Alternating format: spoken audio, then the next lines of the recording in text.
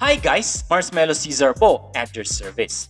Nandito naman po tayo para mag-review ng another true wireless earbuds at ito ay ang Razer Hammerhead True Wireless Earbuds. Now, tinatanong nyo, why this one ay meron ng bagong version ito?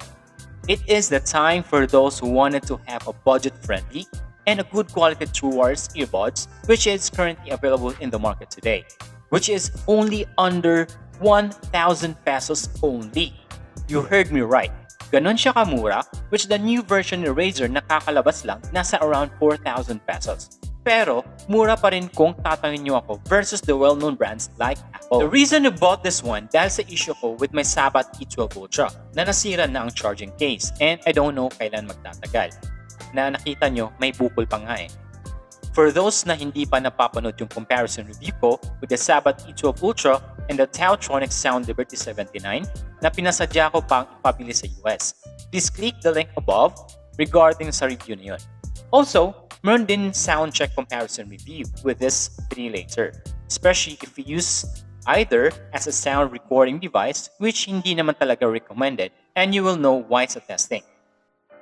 For those who wanted to hear it ASAP, you can also click the link above the sound check nung tatlo which I created a YouTube shorts for it and uploaded advanced last time. Baka magtanong din kayo, why not buy just the case ng Salamat E12 Ultra? That was my first option then. During browsing, nakita ko siya at nagulat ako sa price drop niya dahil lumabas na nga yung version 2 nito. Kaya yun, napabili ako which I have another reason na sasabihin ko sa review time din. Okay, let's proceed sa advertised features ng Razer Hammerhead True Wireless Earbuds. 1. Ultra-low latency connection. It's extremely low, 60 milliseconds input latency means audio won't stutter and will stay synced, providing a competitive gaming advantage and a more immersive experience for videos and music. 2. Water-resistant design. Because the earbuds are water-resistant, you can work out to your favorite tunes and have the freedom to wear them in a variety of outdoor activities. 3. Custom-tuned 13mm drivers. The Razer Hammerhead True Wireless has dynamic drivers optimized to provide a quality listening experience, pushing out crisp trebles and mid-range with deep, satisfying bass. 4. Touch-enabled and voice assistant compatible. Change music tracks, adjust volume, manage calls, and activate your smartphone's voice assistant all from the earbud touch interface on the Razer Hammerhead True Wireless. 5. Bluetooth 5.0 and auto pairing. With its Bluetooth requiring less power, the earbuds can last up to 15 hours with its charging case and automatically connects to its last pair device for easy, fuss-free handling. 6. Charging case and silicone earbud sleeves. Portable charging case keeps the earbuds protected and fully charged when they're not in use, while silicone earbud sleeves keep your ears comfortable when they're plugged in. Fact check. What's a true wireless earbuds or headphones? True wireless headphones or earbuds refer to Bluetooth earbuds or IEMs that have neither cords or wires between them nor to an audio source, such as smartphones, MP3 players, tablet, etc. Since they have no wires, the microphone, controls, and battery are built into the housing of the earbuds. Then, what's a wireless in-ear headphones? Are they the same? Wireless in-ear headphones are also Bluetooth earbuds or IEMs, but with one key difference: the cable connecting both driver housing. Most people will mistake wireless in-ear headphones such as Beats X wireless earphones as true wireless headphones, but the cable should be the dead giveaway. You see, the mic, volume control, and battery are situated on the cable itself. The one common thing between types of headphones is the use of the wireless technology to transmit data. I've got this research from the article of Ka-FanaTech website. What's inside the box? One pair of Razer Hammerhead True Wireless earbuds, one charging case, one pair of silicone ear tips or sleeves, one strap, and one manual warranty card. Ito naman yung actual unboxing and what's inside the box video nito.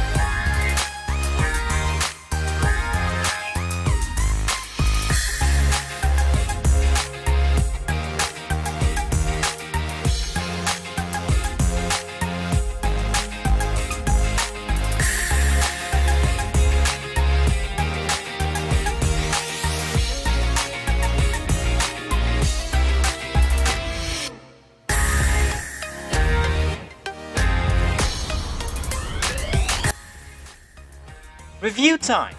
Isa-isayin muna natin yung features ng mismong Razer Hammerhead True Wireless Earbuds. 1. Ultra-low latency connection. Yes, wala akong naging concern dito, especially during gaming tulad ng concern ko sa Ka-FanaTech Sound Liberty 79.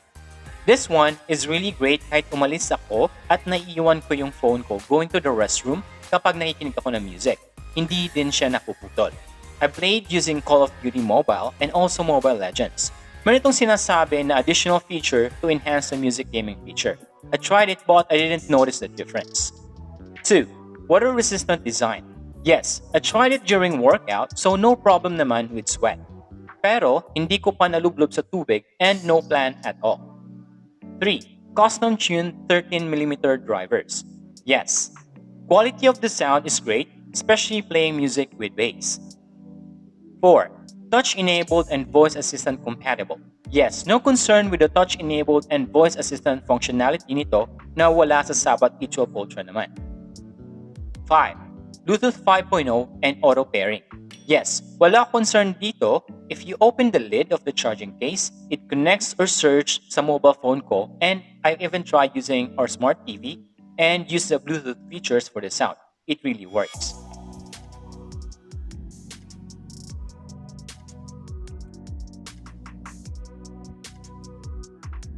6. Charging case and silicone earbud sleeves. Yes, for the charging case, I don't have a problem except for the silicone earbud sleeves na medyo manipis in a way.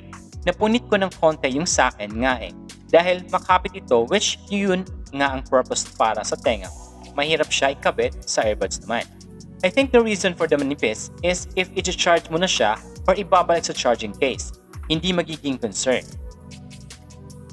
But I would recommend not to put back the earbuds with the silicone sleeves on dahil nagkakaroon ng concern sa fit sa loob ng yung charging pins. Hindi ganang tumatama sa earbuds or nagkakaroon ng contact concerns. Akala ko nung una, sira yung isa. At ayun, when I removed the sleeves, nag-charge ito ng mabuti at until now, wala naman akong problem. Pero ayun nga, ang advantage having the silicone sleeves, mas makapit siya sa tenga, especially during exercise or workout.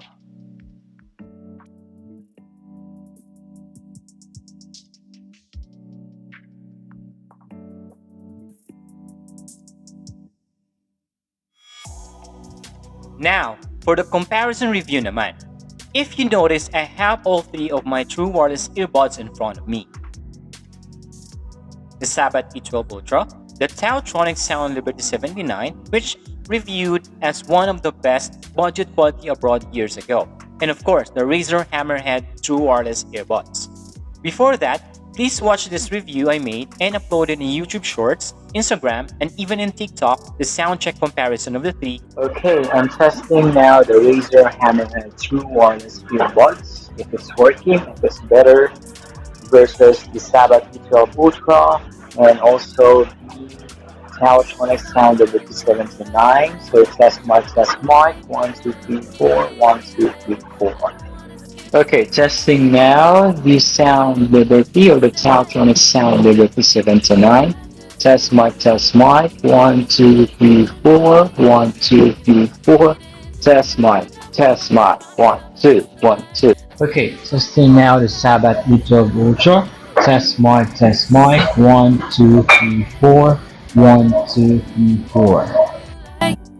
Now, what can I say about the sound check I made? The articles or research I found are all correct. It is not good to use a true wireless earbuds as a sound recorder. I even installed a separate application for it to work so that I can test it properly. But if you ask me which is better sa tatlo at sa narinig nyo, better ang Sabat E12 Ultra. Dahil wala dun yung static na concern if you notice dun sa dalawa. I even did the second recording, baka glitch dun sa application, pero ganun pa rin. Sa previous review ko between Sabat E12 Ultra and Ka-FanaTech Sound Liberty 79, medyo nanalo si Sabat E12 Ultra dahil sa gaming experience and no latency issue or lag during gaming. Pero nanalo naman si Ka-FanaTech Sound Liberty 79 sa design and professional look and use during calls, etc. Now, with the Razer Hammerhead True Wireless Earbuds versus sa dalawa, it just replaces both my concern na dahil hindi ito pinapasok sa loob ng ear canal or tenga, which sometimes sumasakit if matagal mo nang gamit. Then almost all the features of both the Sabat E12 Ultra except the aptX and Taotronic Sound Liberty 79 combined, meron na din ito. So, design-wise, I really prefer this one na nakasabit lang sa loob ng tenga na hindi pinapasok, which I'm not really comfortable for. So, would I recommend the Razer Hammerhead True Wireless Earbuds? My answer is a big yes, especially if you're looking for a budget-friendly type of True Wireless Earbuds. Pero, you decide pa rin sa design if gusto nyo yung pasok na pasok sa tenga, which ayaw ko nga. Kaya nung nakita ko dati yung Apple AirPods, sabi ko, if I have money to buy one, ganun ang bibilin ko. Then, naglabasan ang ibang competitor tulad ng Huawei FreeBuds, si Xiaomi din yung Mi True Wireless earphones nila at marami pang iba. As mentioned, you will still be the one who will decide based dun sa gusto nyo talaga. Price check. With the same seller, the exact price now is 897.77 cents. Diba? Sobrang mura for such a quality True Wireless earbuds in the market today. Kasi, if bibilin ko yung case lang ng Sabat E12 Ultra, around 700 pesos pa rin siya hanggang ngayon. And no stocks as well. For the teaser video, ibabalik lang namin yung Huawei Watch GT2e.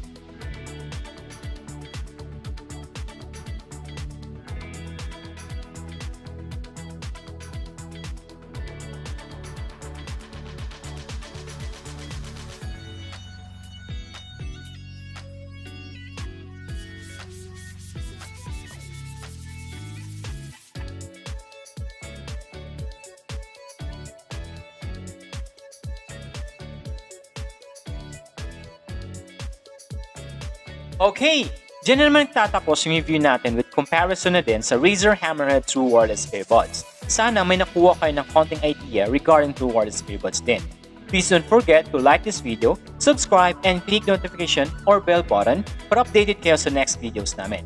As mentioned kanina, pinasok na din namin ang mundo ng TikTok, which clips lang ilalagay namin doon. So please follow us din doon. Ako po pala ulit si Marshmallow Caesar. Thanks for watching and please be safe as always.